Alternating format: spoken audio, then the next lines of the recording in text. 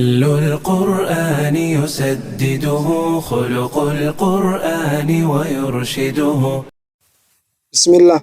السلام عليكم ورحمة الله وبركاته. وسودو برنامج دنبالك القرآن برنامج كلا مقع بحر دنبالك القرآن وحكا ورمنا آيات كمد آياتها القرآن الكريم آيات دل جوك سنينو. قال تعالى اذكروني أذكركم يحسى عن الدين حسى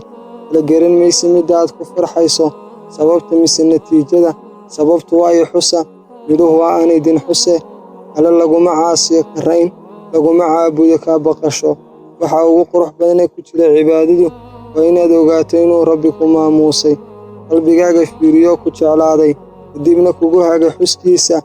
maxaa ka qaalisano ka qiimo badan mar kale ku raaxayso midhaha aan idin xuse alle ku xusalaad tasbiix mahadnaq weynayn iyo wax kasta wanaagsan oo alla isku amaanay alla ku xus alla hadaad ku xusto naftaada alla waxa uu kugu xusayaa naftiisa alla hadaad ku xusto dadka dhexdeeda alla waxa uu kugu xusayaa kuwa ka khayr badan kuwaad ku xustay alla xus si uu naftiisa kugu xuso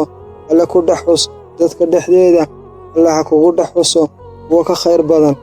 alla ha inaga dhigo kuwa xuska alla badiya alla waxa uu yidhi اذكروني أذكركم يحسى عن إذن حسى alla markasta xus si uu alla kuu xuso